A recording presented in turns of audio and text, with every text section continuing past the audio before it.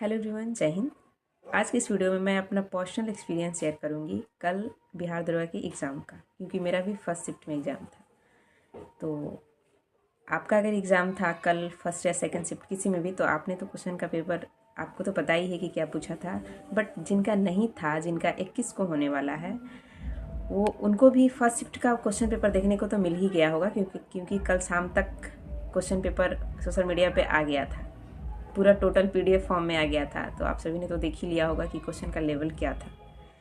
तो मैं इस एग्ज़ाम को देख के मुझे मेरा खुद का जो एक्सपीरियंस रहा कि हम लोग हर एग्ज़ाम को देते हैं ट्रेंड गेस करके जाते हैं। मतलब अब तक जो पूछा गया उस हिसाब से हम लोग तैयारी करते हैं, टेस्ट देते हैं और फिर एग्ज़ाम देने चले जाते हैं।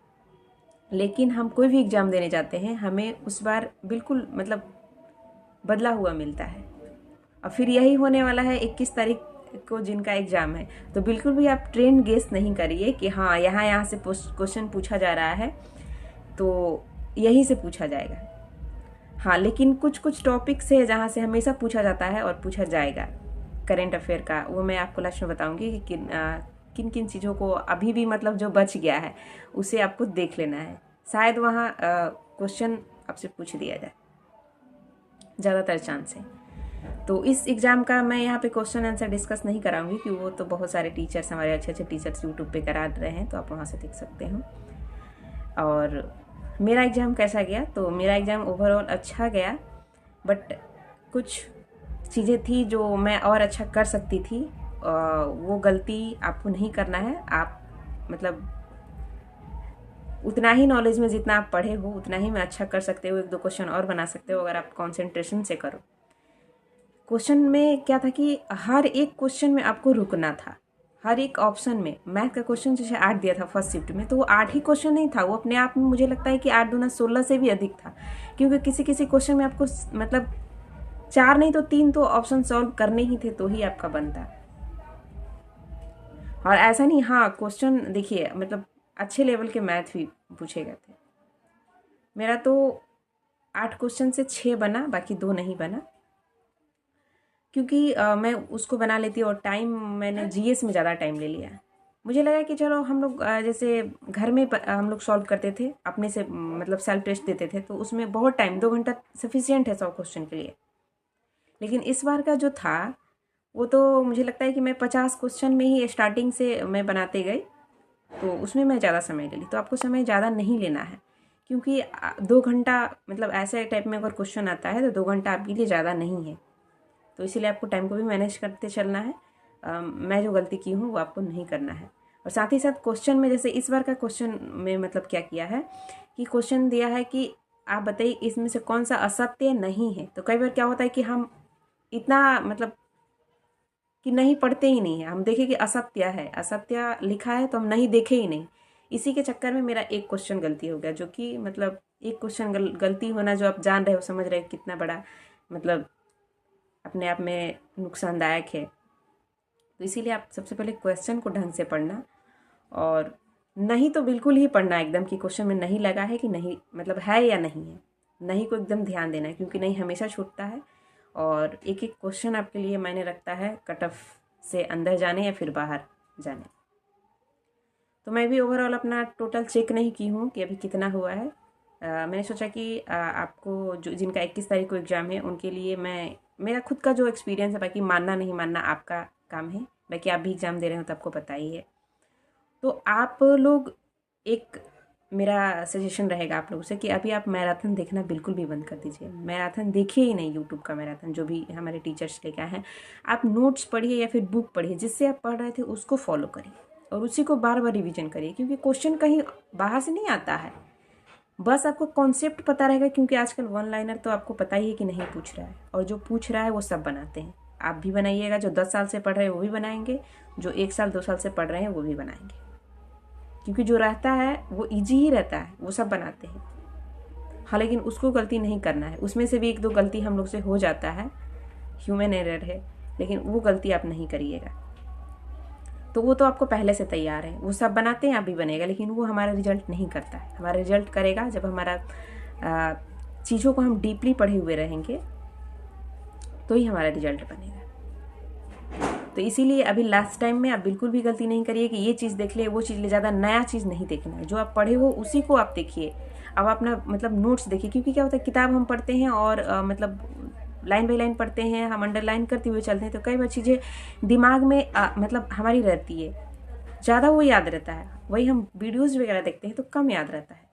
किसी किसी चीज़ का आप वीडियो देख सकते हैं। कई बार हमारे पास टाइम नहीं रहता है, मतलब किसी किसी टाइम पे कि आप उस टाइम बुक नहीं पढ़ सकते हो। जैसे आप अकेले रह रहे हैं, कहीं पढ़ाई कर रहे हैं, तो आप खाना वगैरह बना रहे हैं, तो उस टाइम आप वीडियो देख सकते हो, कोई दिक्कत नहीं। हाँ, लेकिन वही वीडियो देखिए जो चीज़ आपने, जिस सब्जेक्ट को आपने बुक में आपने पढ़ा है जस्ट, उसका आप वीडियो देख सकते हैं, तो आपके लिए मतलब बेनिफिशियल रहेगा ज़्यादा। ऐसा नहीं कि मुझे उस सब्जेक्ट का नॉलेज ही नहीं है और मैं वीडियो देखे जा रहा हूँ। ऐसा ये गलती नहीं करना है, वो भी एग्जाम से पहले तो बिल्कुल भी नहीं करना है। नई चीज़ें नहीं पढ़नी है।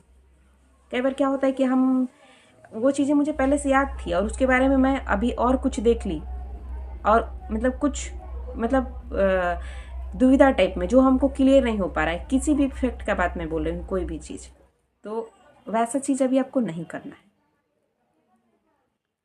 तो आप नई चीज़ें नहीं देखिए। और रही बात कुछ कुछ टॉपिक्स, मुझे लगता है कि यहाँ से क्वेश्चन पूछे, जैसे मैं ये मैथ का क्वेश्चन एक बहुलक का आया था, तो बहुलक का तो ऐसे सीधा सीधा क्वेश्चन रहता तो वो सब बनाते, बट यहाँ पे सीधा नहीं दिया था डाटा कि हाँ इसमें कौन सा डिजिट का बहुलता है, तो हम निकाल लिए कि हाँ ये बहुलक हुआ।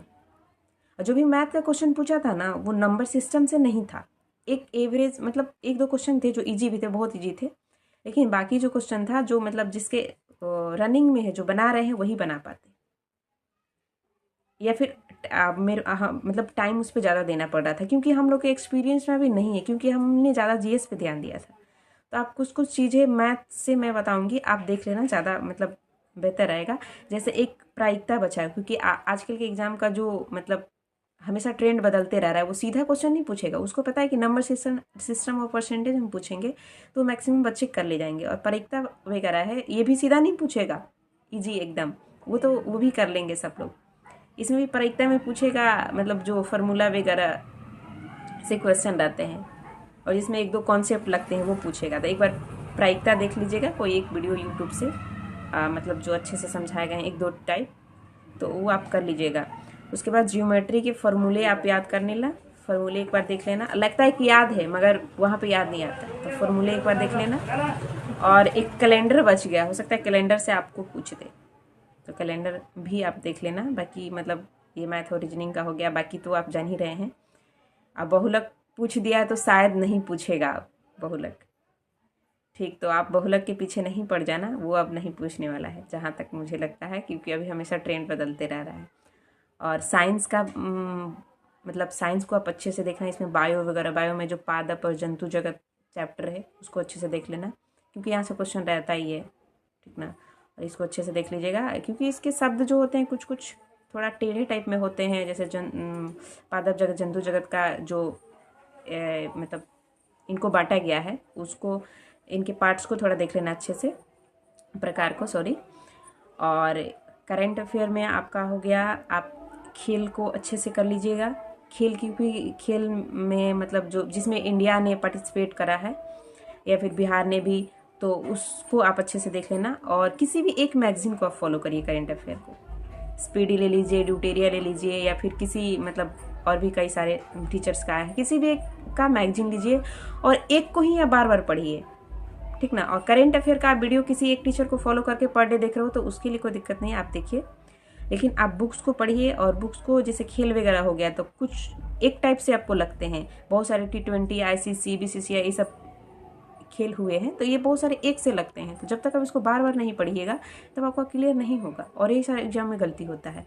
तो कुछ कुछ मतलब टॉपिक्स हैं जिसको आपको देखना चाहिए, यहाँ से हर एक शिफ्ट में क्वेश्चन रह रहा है, जरूर नहीं कि मतलब एक खेल पूछेगा फिर उसी से पूछेगा, नहीं, मतलब लेकिन फिर भी खेल से पूछेगा, तो आप खेल देख लीजिएगा।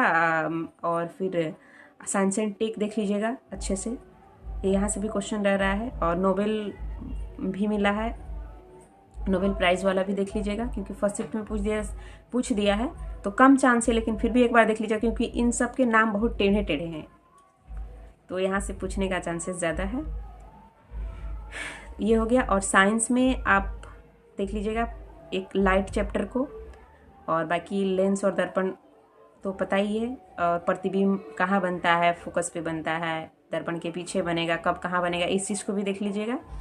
और एक आवर्त सारणी पीरियोडिक टेबल को अच्छे से देख लीजिएगा। पीरियोडिक टेबल में आपको ये नहीं अभी ये नहीं पूछेगा कि मतलब इस तत्व का, सोडियम का परमाणु संख्या कितना होगा, बिल्कुल नहीं पूछेगा। इसमें पूछेगा कि पीरियोडिक टेबल में ऊपर से नीचे आने पे इसका तत्व की विद्युत ऋणात्मकता बढ़ती है घटती है, दाएं से बाएं जाने पे क्या होते हैं, परमाणु त्रिज्या बढ़ती है घटती है, इन सब टाइप की चीज़ें आपसे पूछी जाएंगी संभवतः।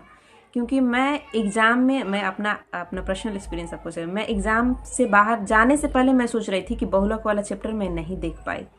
बहुलक वाला चैप्टर मुझे देख लेना था, कहीं पूछ दे। सच में एक क्वेश्चन था। मैं अपना पर्सनल एक्सपीरियंस बता रही हूँ। इस चीज़ को आके मैं अपने फ्रेंड सबसे बोल भी रही थी। तो सच में नहीं बना, मैं बनाई थी लेकिन गलती बन गया, नहीं बना सही मेरे से। आप लोगों ने बनाया होगा जो आपकी प्रैक्टिस में रहा होगा, तो मेरा वो नहीं बना।